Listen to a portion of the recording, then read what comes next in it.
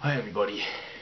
I've been thinking recently about smart clothes and how I've realised I'm not going to have to wear smart clothes for at least the next 3 years, possibly longer.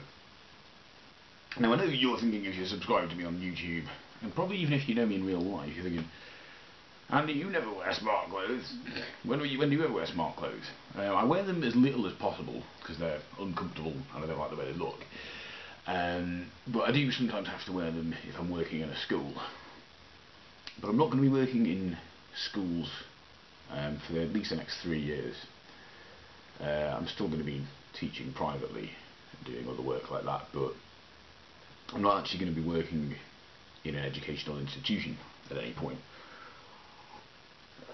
So I'm not really going to have any reason to wear anything smart. Now I do occasionally, when I do wear smart clothes, I only do the bare minimum. I just try and find things that'll just about pass as smart if you don't look at them too closely. Because let's be honest, I mean, smart clothes, they're not comfortable. They're uncomfortable to wear, and I don't think that's a coincidence. It's not just, they don't just happen to be uncomfortable. They're uncomfortable for a reason.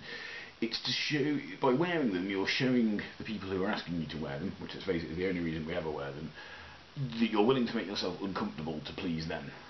It's a bit like, say you go for a job interview and you're wearing a suit or whatever, you're in there, you're uncomfortable, you've got your top button done right up, which, let's face it, feels like you're being choked because you want to puke. You're wearing a really uncomfortable pair of shoes, you're sweating because you're wearing a jacket or whatever, and you sat there, and this tells the people, your potential employers, yeah, this person is willing to sacrifice their own personal comfort to please us. And that's the kind of loyal drone we want working for us. We don't want someone who values their own comfort or, wants to feel comfortable when they're doing things. No, we want someone who's willing to sacrifice their own personal comfort for us. It's not just employers who make us do this either. It's things like certain nightclubs and certain establishments that insist people are dressed a certain way if they want to come in, which is very rude, isn't it? It's very. I think we don't stand up for ourselves anything like enough as a society. When people tell us we've got to wear this or we're not allowed to wear that, we shouldn't just go, well, okay. I think, yeah, it's very rude to tell someone that the way they're dressed is not appropriate. We don't do that in any other context. We don't go up to people and say, oh, your face is a bit offensive. Yeah, I don't like your face. Could you keep your face out of my way, please? Because I don't like the way it looks. It upsets me having to look at your face. If we said that to someone, we'd be called out for our rudeness and our horrific sense of entitlement. That we have some say over what other people do. But for some reason, with clothing, we do this all the time. We say to people, "You can't dress like that because I don't like it. Personally, I don't like it. Therefore, you can't do it." Or we say, I'm so insecure, I need everyone around me to be dressed the same as me, therefore I'm going to put something called a dress code in place, therefore I don't have to feel different. This is why I don't really buy the idea that people actually like dressing smart, because if they like doing it, they'd just do it. They wouldn't try and force everyone else to do it. I think they'd say, yeah, I'm just going to do it, and other people don't want to. That's cool.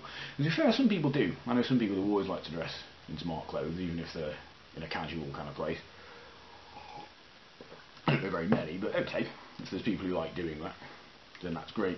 But we don't kick up anything like enough fuss about this kind of thing. We tend to just go with the flow, and we shouldn't. We should kick up more of a fuss and say that we point out how rude it is to criticise someone's dress sense. I mean, there might be good reasons sometimes to have a dress code. I think in a workplace, for example, it's good if staff wear uniforms because it means that any customers who come into this workplace, if they need to ask a member of staff for assistance, they'll be like, there's a member of staff, that guy with the uniform.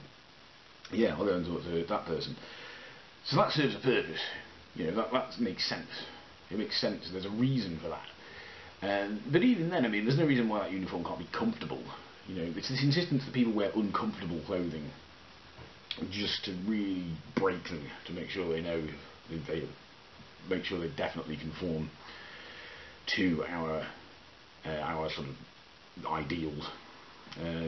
Imagine how ridiculous it would be if we did that the other way. If we said to people, like, you can only come into this nightclub if if you're wearing a t-shirt with a couple of beer stains down the front. You know, that's the only kind of people we want in here, I'm afraid. We'd find that ridiculous. I'm always tempted to do it. I'm tempted to just set up if money and time are an object, I'd set up a venue and say only people dressed like that can come in and just see if anyone actually caved to it. You know. Obviously money and time would have to be no object for me to do that, but we get the idea. The other defence people make as well for this incredible rudeness about judging people's dress sense, their fashion sense, is they say, look, we're not criticising you, it's just the way you're dressed. That's the only problem we've got. We've not got a problem with you. It's just the way you're dressed. I think, well, isn't someone's dress sense kind of part of them? It's not like some separate idea. The person's dress taste in clothes, just like they taste in music, or taste in television, or taste in whatever else, food. It's part of them as a person. So you're insulting them on a deep level. You're insulting their personal tastes without good reason, other than that you just don't like them. So it's incredibly rude what we do to people when we tell them they're not dressed appropriately for a certain situation.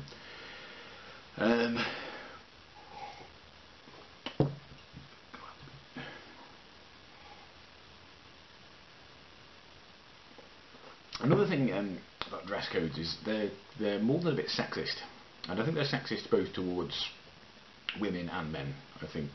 I don't know how much, but I remember a girl I was at college with said she was knocked back. She wasn't allowed into a nightclub once because she wasn't wearing a skirt, you know, because she was wearing trousers. I just think that's awful, you know, saying, oh, you can't come in here because unless we can have a good look at your ass, you know, unless you're wearing something we can sort of have a quick peek of your legs. No, we're not allowed in. We don't want women coming in here who, you know, perhaps don't want to be gawked at by us, by our weird kind of bouncers that we employ or whatever. No, we've got to have, you know, women that we can gawk at like pieces of meat. But then they're also sexist towards men, because if a woman is wearing a sleeveless top, so without sleeves, that usually passes as smart for most people. You know, you see women in office jobs and in nightclubs and stuff, you know, these sort of shitty, trendy nightclubs wearing kind of sleeveless tops, and that presumably qualifies as smart. But if I'm wearing one, like a guy's wearing something with no sleeves, they just think, what a fucking slob, why doesn't he put a shirt on? I mean, where's the fairness in that?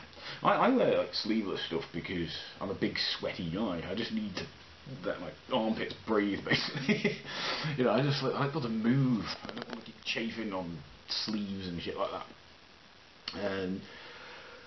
But I think as well, men suffer slightly more from this whole totalitarian dress sense idea of you know, you've got to wear this or wear that.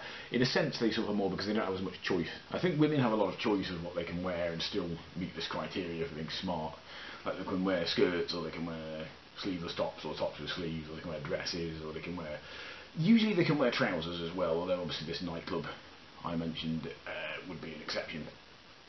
But there's quite a lot of range of things women can wear. If you're a guy and you want to look smart, you've got to wear a boring shirt, boring pair of trousers, boring pair of shoes. That's it. That's all you can do. You can vary the colour of the shirt, but that's it. You've got to look as boring as possible, and there's just no option for varying things. Another thing, these things as well, headscarves. Women can get away with wearing those and still be considered smart, because we typically think of women having long hair as being smart. Again, guys with long hair as well are not considered smart. Begrudgingly, most places will let you tie your hair back, and they'll let you get away with that. Which, by the way, I just think looks... I look like that guy from Status Quo when I tie my hair back. But that's what I did when I was in schools. And I just think it's so unfair, you know, that we have this weird idea of the gender binary, where we say this is smart if this gender does it, but not if this gender. And I do wonder, I'm interested how trans people feel about that as well. Yeah, it interests me that. But yes, we should kick up more of a fuss as people. We shouldn't let people be rude about what we wear. You know, it is our own choice, unless someone can give us a good reason for wanting to police our dress sense. We shouldn't take it lying down. Let me know what you think, everyone. Goodbye.